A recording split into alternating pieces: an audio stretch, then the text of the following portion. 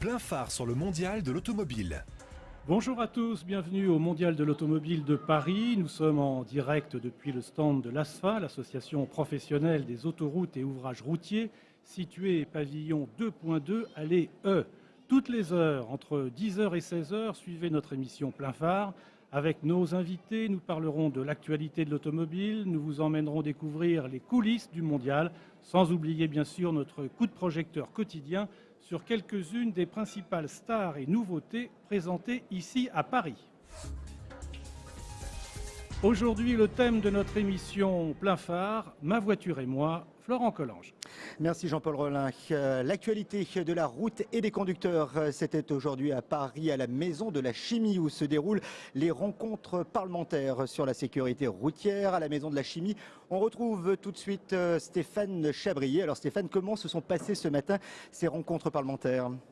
Bonjour Florent, écoutez, les rencontres parlementaires, en fait, elles ne sont même pas finies. Il y a encore des débats, des interlocuteurs actuellement sur le vaste thème de la sécurité routière. Mais ces discussions, elles ont commencé dès 9h en compagnie de Armand Young, le député du Bas-Rhin, membre de la commission des affaires économiques et qui préside ces rencontres parlementaires sur la route et la sécurité routière. Il a prôné d'entrée la relance du Conseil national de la sécurité routière, pas qui a été d'ailleurs emboîté par l'ensemble des intervenants. Ce Conseil national de la sécurité routière, une sorte d'assemblée sur la sécurité routière qui réunit l'ensemble des acteurs de sécurité. Eh bien, elle est demandée de ses voeux par l'ensemble des acteurs, y compris d'ailleurs les associations ou encore les industriels, par exemple les constructeurs. Il y a quand même eu quelques passes d'armes intéressantes concernant les débats, notamment sur la présence d'éthylotests embarqués dans les voitures. À quand de vrais éthylotests fiables dans les voitures et est-ce bien indispensable? Le taux d'alcoolémie à 0, puisque Philippe Houillon, autre député du Val d'Oise, a indiqué que le taux d'alcoolémie à 0 pourrait bien être mis en place pour les jeunes conducteurs. Mais là aussi, comment est-ce qu'on peut réaliser une véritable évaluation de ce taux avec la certitude d'être fiable? Et puis, autre passe d'armes intéressante sur la remontée de fil des deux roues motorisées, où a priori, il a été indiqué qu'un rapport est attendu dans les prochains jours sur ce sujet qui fait énormément parler de lui, notamment en région parisienne. C'était Stéphane Chabrier. Merci Stéphane, en direct donc de la Maison de la Chimie où se déroulent aujourd'hui les rencontres parlementaires sur la sécurité routière.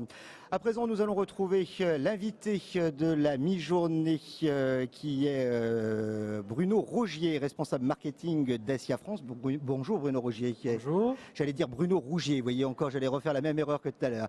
Bruno Rogier, qui est donc directeur marketing de Dacia France. Juste avant de parler un peu des voitures familiales et de la gamme Dacia, je vous propose d'écouter, de découvrir notre véhicule du jour qui est le Dacia Docker. Aujourd'hui, c'est pas un secret pour vous Bruno Rogier, la famille Dacia s'enrichit d'un nouveau modèle qui prend place sur le créneau des Combispace ou Ludospace avec un aspect plus utilitaire que le Logi, notamment concernant son accès à bord. Je vous propose d'écouter Virginie Salzenstein, chef produit Docker. Elle est au micro de Stéphane Chabrier. Le Docker, c'est un véhicule familial qui propose une version à 5 portes avec comme principale différence avec le Logi 2 portes latérales coulissantes sur la version haut de gamme et des portes battantes à l'arrière qui nous permettent dans ce véhicule d'avoir un volume de coffre qui est le meilleur de son segment, le segment des Ludospace, de 800 litres. C'est vraiment la vocation de ce véhicule, c'est d'avoir cette polyvalence dans la proposition produit, donc avec la possibilité de rabattre les sièges et la possibilité donc d'avoir une banquette 1/3, 2/3, donc 4 places, 5 places ou 3 places. Alors le véhicule est proposé avec quelle motorisation ? Alors, comme le Logi, il est en entrée de gamme avec un moteur 1,6 litre 85 chevaux. Ensuite, en essence, nous allons avoir très prochainement le 1,2 litre TCE 110 chevaux. Et ensuite, en diesel, nous avons différence par rapport au Logi. Nous, on démarre avec un 75 chevaux et ensuite, on a un 90 chevaux. Le premier prix du Docker est fixé à 9 400 €, mais attention, à ce prix-là, il n'y a ni climatisation, ni autoradio, et la banquette arrière est monobloc. Bruno Rogier, j'ai envie de vous demander, quand on découvre, on le voit sur votre stand, ce Dacia Docker, il a effectivement, comme vient de le dire Virginie Salzenstein, un aspect familial, mais aussi un peu un aspect utilitaire. Alors le Docker, utilitaire ou familial tout d'abord ?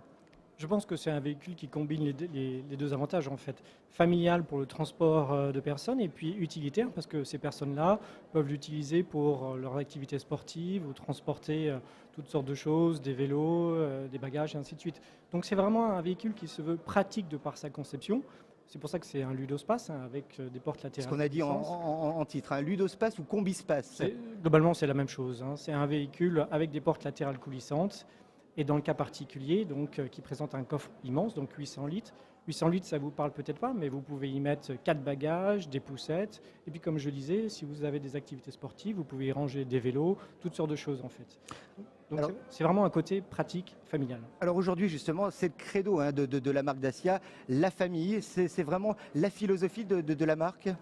Voilà, en quelques points, la philosophie de la marque, c'est d'offrir des produits qui soient à la fois pratiques, économiques, et sûr, fiable.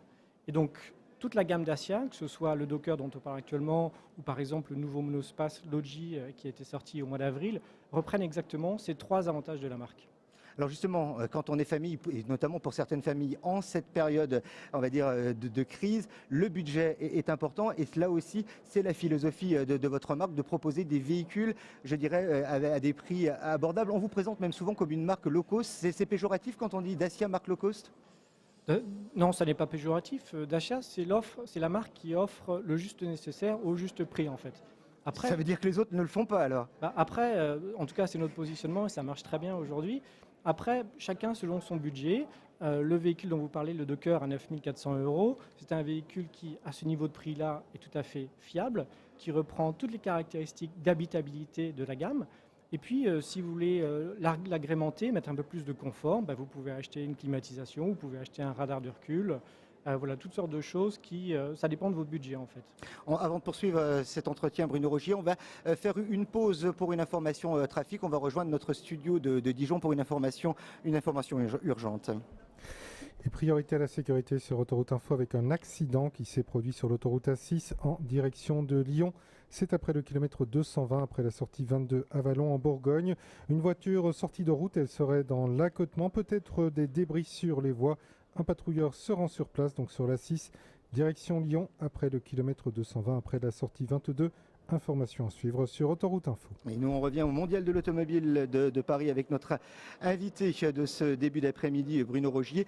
Bruno Rogier, quand on parle de véhicules de base, on a l'impression quand même 9 400 €, mais ça peut monter assez vite quand même lorsqu'on prend des options sur les véhicules Dacia.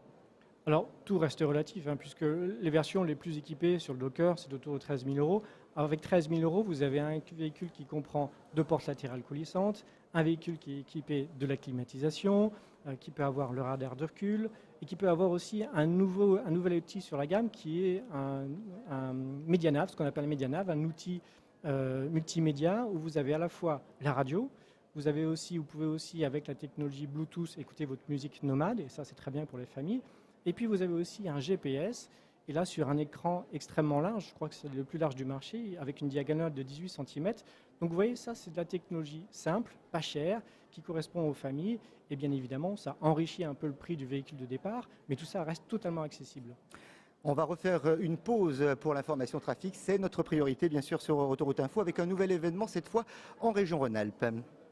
Attention, si vous circulez actuellement en Savoie sur l'A43 ou que vous vous apprêtez plutôt à vous engager sur cette A43 direction Chambéry à hauteur de l'échangeur 12 pour le lac d'Aiguebelette, on nous signale un véhicule accidenté dans cette bretelle. On n'en sait pas plus pour l'instant. C'est à hauteur du kilomètre 79 dans la bretelle qui permet d'accéder à l'A43 direction Chambéry à hauteur de l'échangeur numéro 12, l'échangeur pour le lac d'Aiguebelette. Une information à suivre sur Autoroute Info. Et dans le Doubs, autre événement qui parvient à notre connaissance, cette fois c'est un cygne qui est sur la bande d'arrêt d'urgence, il peut traverser les voies à tout moment. C'est à proximité de l'A36, dont vous êtes concerné dans les deux sens de circulation à hauteur du kilomètre 43, c'est à proximité de la sortie 10. Information à suivre sur Autoroute Info. Bruno Rogier, donc on revient au Mondial de l'Automobile de Paris. Aujourd'hui, les familles, c'est vague, on va dire. Qui sont les familles ou quelles sont les familles qui achètent les Dacia? Il y a un profil type de l'acquéreur de Dacia? Familial, je m'entends. Il n'y a pas de profil type. On va trouver pour le monospace, l'Oji ou le Kangoo des familles avec plusieurs enfants. On peut aller de 3 jusqu'à 5 enfants, puisque notamment sur l'Oji, on offre 7 places. Après, ce sont plus des gens qui, encore une fois, sont attachés au côté pratique du véhicule, après qui arbitrent dans leur budget. Et qui choisissent ce véhicule-là plutôt qu'un véhicule d'occasion de 2 ans, mais qui n'est pas garanti, par exemple. Côté pratique et surtout côté prix également, puisque c'est la force quand même de votre marque. Oui, le côté prix, c'est ce qui est plébiscité en premier. Effectivement, nos clients achètent le véhicule parce qu'il a un prix hyper compétitif. Je rappelle que le monospace et le Docker, c'est 2 véhicules qui sont proposés à moins de 10 000 €. Mais aussi pour ce prix-là, et ça c'est quelque chose qui est tout de même novateur dans le marché, on propose un volume habitable extrêmement vaste, des volumes de coffres aussi extrêmement vastes, pour un niveau de fiabilité qui a été reconnu par tous, par nos clients, par les études, et qui est confirmé par une garantie 3 ans ou 100 000 km. On va dire qu'avant, il y avait une marque aux losanges qui est très proche de la vôtre, qui était considérée un peu comme la voiture ou la marque des familles. Et aujourd'hui, c'est Dacia qui prend un peu cette relève au sein du même groupe. Vous faites pas, et notamment on l'a vu avec les derniers chiffres, vous faites pas un peu de l'ombre justement à cette marque aux losanges? Non, on ne fait pas de l'ombre. Ça, c'est une question qu'on me pose régulièrement depuis quelques années. En fait, les 2 marques sont tout de même... C'est pas une question piège, hein? Non, c'est pas ce que j'ai dit. En fait, les 2 marques sont tout de même parfaitement complémentaires. Là, on a beaucoup de recul maintenant sur la marque, même si celle-ci est jeune, puisqu'elle a été lancée en France en 2006. Mais les clients Dacia viennent essentiellement du véhicule d'occasion.